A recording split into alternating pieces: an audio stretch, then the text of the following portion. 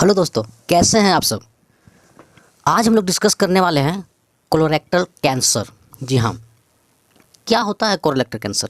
इसे हम लोग क्लोन कैंसर भी कहते हैं, ये क्लोन कैंसर डिजीज़ भी कहते हैं। देखिए, ये होता क्या है ये पहले जानते हैं, है ना। स्वागत है आप सभी का मेडिको नर्सिंग हब में। देखिए, क्लोन कैंसर क्या होता है ना, कि जब हमारे बॉडी का जो लार्ज इंटेस्टाइन होता है, आप देख सकते हैं ये लार्ज इंटेस्टाइन जो होता है, ये दो इंटेस्टाइन होते हैं, एक लार्ज होते हैं एक स्मॉल होते हैं। जो अंदर में जो घुमा हुआ रहता है, जो अंदर का पार्ट होता है, वो स्मॉल इंटेस्टाइन होता है। ये देखिए, ये स्मॉल इंटेस्टाइन है, और ये जो दूसरे वाले पार्ट जो है ये लार्ज इंटेस्टाइन होता है। तो हमारा ये जो क्लोन कैंसर होता है, वो जो मतलब हमारा पाचन का सबसे अंतिम स्थिति जो होता है, जहाँ पर सबसे अंतिम पाचन का क्रिया होता है, अंतिम पाचन का प्रोसेस होता है, वो उसी को हम लोग कहते हैं लार्ज इंटेस्टाइन, जहाँ हमें इफेक्ट करता है। इसमें होता क्या है, देखिए, इन्फेक्ट उसमें क्या स्वेलिंग वगैरह हो जाता है, या फिर किसी भी तरह का मतलब खा फूड वगैरह उसमें फंस के मतलब किसी भी तरह का इन्फेक्शन हो जाता है ना, जिसकी वजह से वहाँ पर मतलब ठीक होने लायक होता है तो होता है, नहीं ठीक हो पाता है सेल वहाँ पर।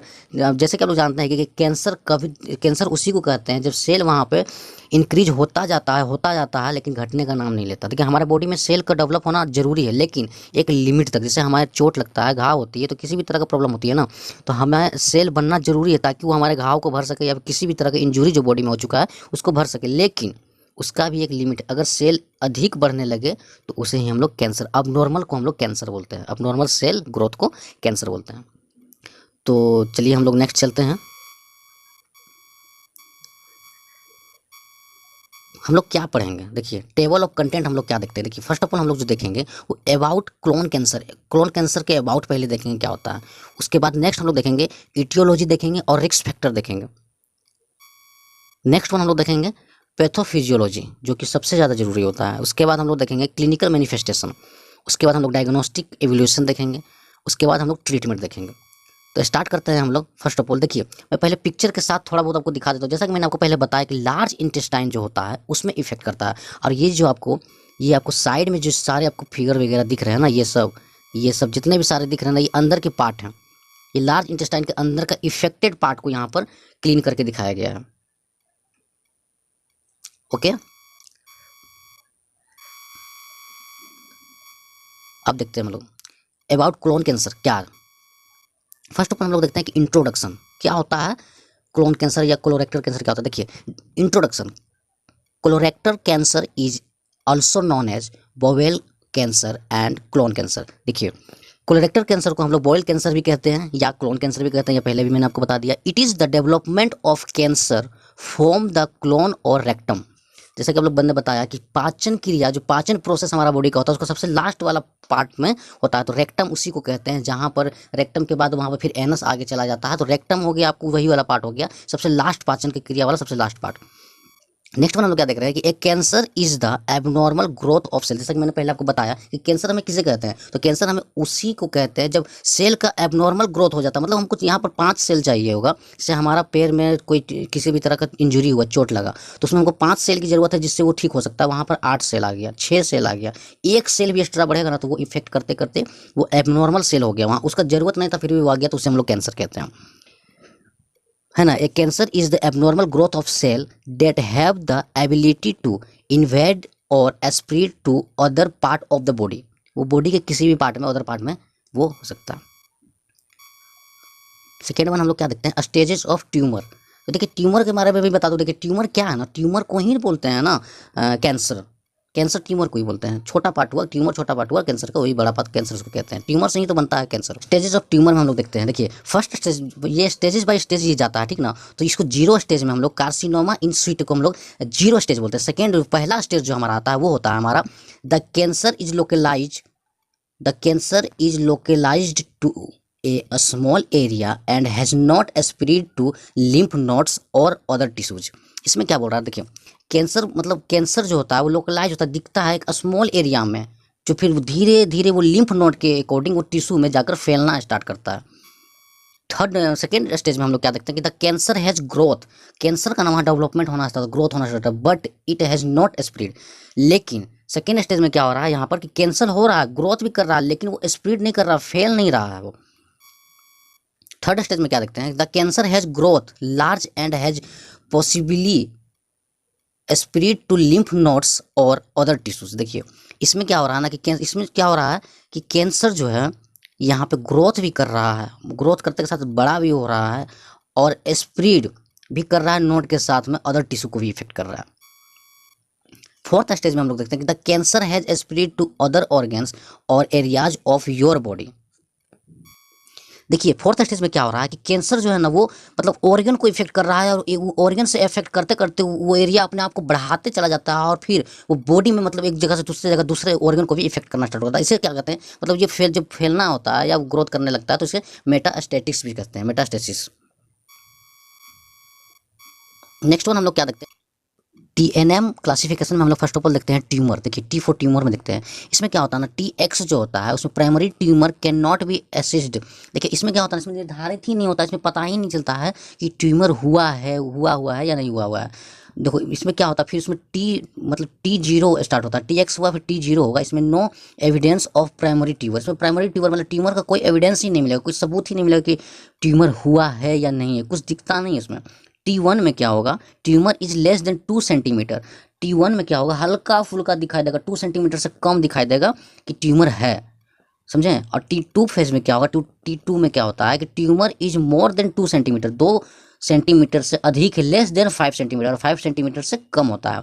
T3 में क्या होता है, tumour is more than 5 centimetre, T3 में क्या हो जा रहा है कि 5 सेंटीमीटर से भी मोर देन, उससे भी अधिक है। और T4 में क्या होता है कि tumours of any size, tumour का इसमें कोई भी साइज हो सकता है, tumour has broken and has metastasis, जिसको फिर मेटास्टेटिक से फिर ब्रोकन होगा, ठीक ना। सेकेंड में हम लोग क्या देखते हैं, नोड लिम्फ वाले में हम लोग क्या देखते हैं कि इसमें भी स्टेजेस बाय स्टेजेस। देखिए इसमें भी NX है, नोड का पहले X वाला आएगा, उसमें क्या हो जाएगा, regional lymph nodes can not B assist. इसमें भी वही कह रहा है कि जो रीजनल लिम्फ नोड्स में हो जाएगा उसमें जो इफेक्ट होगा वो उसमें निर्धारित नहीं होगा, उसमें पता ही नहीं चलेगा कि हुआ है कि नहीं हुआ है, मतलब no reasonable lymph node metastasis, इसमें पता नहीं चलेगा। फर्स्ट वाला में क्या होगा, फर्स्ट नोड वाला में क्या होगा, N1 में regional lymph node metastasis 1 to 2 lymph node involve. इसमें क्या होगा ना कि N1 में क्या होगा, 1 से 2 लिम्फ नोड जो होंगे वो इन्वॉल्व रहेंगे उसमें। N2 में क्या होगा, 3 to 6 लिम्फ नोड इन्वॉल्व रहेंगे, 3 से 6 लिम्फ नोड उसमें इन्वॉल्व रहेंगे। N3 में more than 7 lymph node. N3 में क्या होगा, नोड लिम्फ वाला 3 में क्या होगा, इसमें 7 लिम्फ जो होगा वो मतलब 7 लिम्फ से भी अधिक इसमें इन्फेक्टेड होगा। थर्ड वन हम लोग क्या देख रहे हैं, मेटास्टेसिस। मेटास्टेसिस में क्या होता है ना कि इसमें भी यही चीज़ होगा कि मतलब नॉट असिस्ट, इसमें अंदाज मतलब पता ही नहीं चलेगा, अनुभव नहीं हो पाता है। उसके बाद नो एविडेंस, फिर कोई सबूत वगैरह नहीं मिलता। M1 में क्या होता है कि डिस्टेंट मेटास्टेसिस प्रेजेंट, उसमें मतलब M1 में जो होता है उसमें प्रेजेंट होता है और साफ साफ पता चलता है कि हाँ यहाँ पर ये चीज़ है।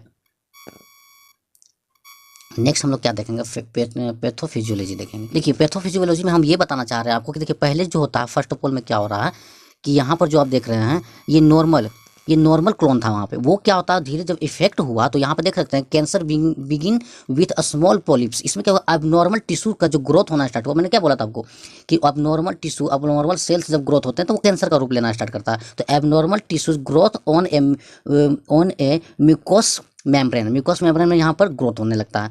After this cancer first form in the wall of the large intestine. यहाँ पर देखिए यहाँ फर्स्ट फॉर्म हो रहा है, लार्ज इंटेस्टाइन में। उसके बाद क्या हो रहा है, then spread to nearby lymph node. उसके बाद जो सबसे नज़दीकी जो लिम्फ नोड होगा उसको इफेक्ट पहुंचाएगा, इस तरह से वहाँ पर उसको इफेक्ट पहुंचाना स्टार्ट करेगा। उसके बाद हम लोग नेक्स्ट देखते हैं, then spread to other body parts. उसके बाद फिर जब एक नोड से दूसरे नोड में फैलाना स्टार्ट कर दिया तो उसके बाद बॉडी में भी इधर से उधर पार्ट में फैलाना स्टार्ट कर देगा। अब हम लोग देखते हैं क्लिनिकल मैनिफेस्टेशन। देखिए क्लिनिकल मैनिफेस्टेशन में क्या हो जाएगा, अब देखिए इसमें डायरिया होगा, कॉन्स्टिपेशन होगा। डायरिया तो जान ही रहे हैं आप कि डायरिया में क्या होता है, डायरिया में होता है कि मतलब खाना पीना उना कुछ नहीं, सारा मतलब लेटिंग वेटिंग सारा चीज़ मुंह से निकलना स्टार्ट हो जाता है, मतलब अननॉर्मल वोमिटिंग वगैरह सारा होना। कॉन्स्टिपेशन में क्या होता है कि बाथरूम ही नहीं होगा, आपका जो भी खा रहे हैं पी रहे हैं ना इस तरह का मतलब अंदर जाके ये हो जाता है, वो मतलब बाहर निकलने का नाम ही नहीं लेगा, इस टाइप का हो जाता है। देखिए बोल रहा ना a change in bowel habit, इसमें हैबिट चेंज हो जाता है। A feelings of incomplete evacuation after a bowel movement. Next क्या देखते हैं हम लोग, एबनॉर्मेलिटीज़ क्या होगा, देखिए एबनॉर्मेलिटीज़ में क्या होगा, देखिए एब्डोमिनल पेन होगा, क्योंकि जो हमारा लार्ज इंटेस्टाइन है वो पेट में है, तो एब्डोमिनल पेन होगा। वीकनेस होगा, क्योंकि देखिए जब वहाँ पे दर्द होगा ना लार्ज इंटेस्टाइन में, तो खाना पीना आदमी सही से खाएगा नहीं, खाना पीना नहीं खाएगा तो प्रॉपर न्यूट्रिशन नहीं मिलेगा, प्रॉपर न्यूट्रिशन नहीं मिलेगा तो हमारे बॉडी को एनर्जी नहीं मिलेगा, एनर्जी नहीं मिलेगा तो वीकनेस आना तय है। एंड फटीग, थकान भी, जब शरीर वीक रहेगा तो हमेशा थकान लगेगा, हमेशा थका हुआ इंसान लगेगा। वेट लॉस, देखिए जब खाना पीना खाएगा ही नहीं, शरीर में एनर्जी रहेगा नहीं, तो वेट तो लॉस होना ही होना है ना। और रेक्टल पेन भी होगा, क्योंकि वो लार्ज इंटेस्टाइन जो है उसी का तो इंड पार्ट है रेक्टल पॉइंट, तो रेक्टल भी पेन करेगा। ब्लड इन स्टूल, देखिए अब क्या है यहाँ पे, देखिए ब्लड इन स्टूल में क्या हुआ, rectal bleeding with bright blood, उसमें बहुत ब्राइट ब्लड, बहुत गाढ़ा लाल, मतलब बहुत ब्राइट कलर का दिखेगा ब्लड जो वो। देखिए यहाँ लार्ज इंटेस्टाइन जो इफेक्ट हुआ है तो वहाँ पर निकलने का एक ही रास्ता है, स्टूल के थ्रू, तो स्टूल के थ्रू ही निकलेगा। तो जो इन्फेक्ट हुआ है, जो वहाँ पे इन्फेक्शन हुआ है, जो वहाँ पे कट छट गया है, जो भी वहाँ पे चीज़ हुआ है, उससे जो ब्लड निकल रहा है वो कहाँ से निकलेगा, वो स्टूल के थ्रू ही तो निकलेगा, विच में make the stool look dark, समझे, जिसे मेलाना कहते हैं, मेलिना। नेक्स्ट वन हम लोग देखते हैं डायग्नोस्टिक एवेल्युएशन। इसमें फर्स्ट ऑफ ऑल हम लोग लेंगे फिजिकल एग्जामिनेशन। देखिए किसी भी बीमारी के बारे में, किसी भी बीमारी हो, कोई भी चीज़ हो, डायग्नोस्टिक एवेल्युएशन करते हैं तो फर्स्ट ऑफ ऑल हम लोग फिजिकल एग्जामिनेशन लेते हैं। उसके बाद हम लोग क्लोनोस्कोपी करेंगे, जिसे सिग्मोइडोस्कोपी भी कहेंगे।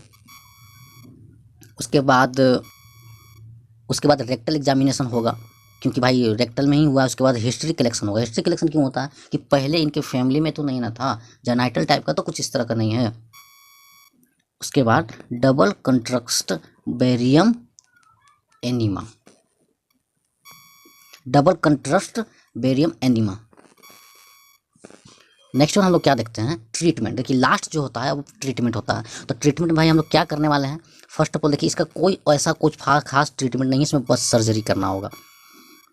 सर्जरी में हम लोग किस तरह कर सकते हैं, सर्जरी कर सकते हैं, कीमोथेरेपी कर सकते हैं। ट्रीटमेंट में हम लोग क्या क्या कर सकते हैं, सर्जरी कर सकते हैं, केमोथेरेपी दे सकते हैं, रेडिएशन थेरेपी दे सकते हैं, टारगेटेड थेरेपी दे सकते हैं, इम्यूनोथेरेपी दे सकते हैं, nursing management. First of all हम लोग देख लेते हैं ट्रीटमेंट में सर्जरी। सर्जरी में हम लोग क्या देखेंगे, abdominoperineal resection, surgery to remove the anus, rectum and part of the sigmoid colon through an incision made in the abdominal. Next one हम लोग देखेंगे टोटल मेसोरेक्टल एक्सिशन। तो देखिए पहले क्या होता था, एब्डोमिनो पेरेनियल रिसेक्शन में क्या हो रहा था, इसमें से रिमूव करके निकाला जा रहा था एनस रेक्टम के पार्ट को।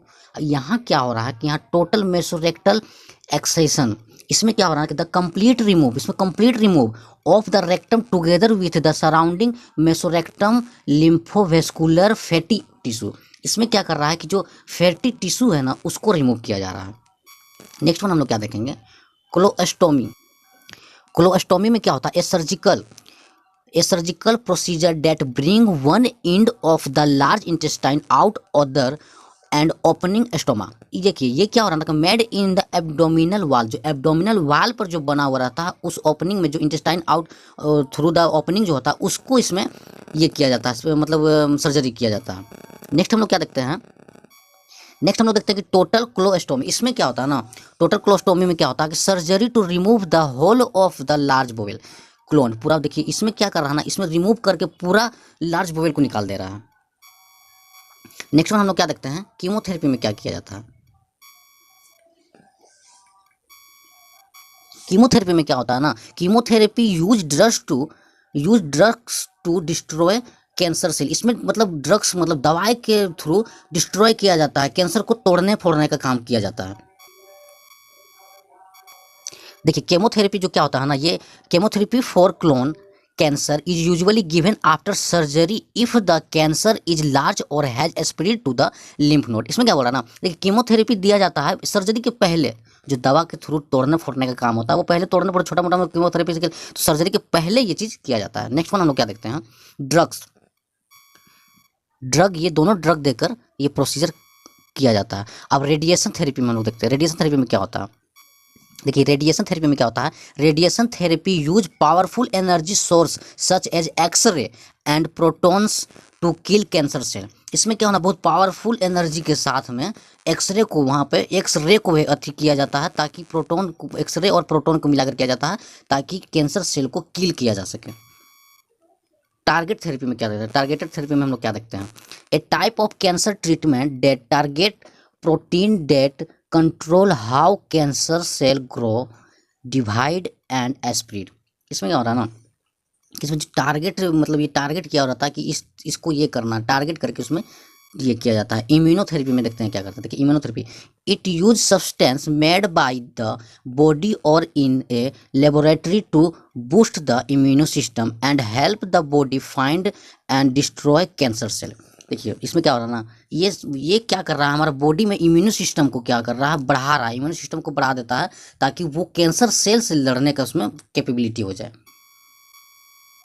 नर्सिंग मैनेजमेंट में हम लोग क्या देखते हैं, देखिए नर्सिंग मैनेजमेंट में हम लोग क्या देखेंगे, पेशेंट के साथ जो घटना घट रही है उसके अकॉर्डिंग हम उसे क्या फैसिलिटी दे सकते हैं, उसके मतलब डिजीज के अकॉर्डिंग क्या फैसिलिटी दे सकते हैं और क्या उसका केयर हम लोग प्रोवाइड करवा सकते हैं, वही नर्सिंग मैनेजमेंट में आता है। देखिए assist and monitor the frequency characterize amount to stool. देखिए उसमें जो किस तरह कितना अमाउंट में उसका स्टूल पास आउट हो रहा है, स्टूल में क्या है नहीं है, ये सारा चीज़ हम लोग नर्सिंग मैनेजमेंट में देखेंगे। सेकेंड वन हम लोग क्या देखते हैं कि instruct the patient to take bed rest. देखिए कोई भी डिजीज वगैरह होता है तो उसका हम लोग क्या सलाह देते हैं, यही ना कि आपको बेड रेस्ट लेना है, अभी तो उन्हें भी बेड रेस्ट का हम लोग को ये करना होगा। Nurse should help the patient to identify food, like क्या फूड उन्हें खाना है नहीं खाना, वो सिर्फ वेजिटेबल में क्या लेना है, फ्रूट में क्या लेना है, कार्बोनेटेड ड्रिंक में क्या लेना है, मिल्क प्रोवाइड कराना है, प्रोड्यूस वगैरह में, मतलब हम लोग जो जो उन्हें चाहिए उस तरह का हम लोग से बताना, ये नहीं लेना वो नहीं लेना, ऐसे लेना है वैसे लेना है, सारा चीज़ नर्सिंग में हम लोग देखते हैं। एडमिनिस्टर, नेक्स्ट वन हम लोग क्या देख रहे हैं कि administer medication as a prescribe, मतलब प्रिस्क्राइब किया जाएगा कि ये करना है वो करना है, आपको स्टूल स्टॉप सॉफ्टनेस वगैरह का ये चीज़ लेना है। नर्सिंग डायग्नोसिस में हम लोग क्या हम जांच करेंगे, देखिए acute pain related to surgical incision. इसमें क्या हम लोग देख रहे हैं कि मतलब कैसा पेन आ रहा है, एक्यूट मतलब कम समय के लिए वो पेन रहता है कि क्या होता है, वो हम लोग देखेंगे।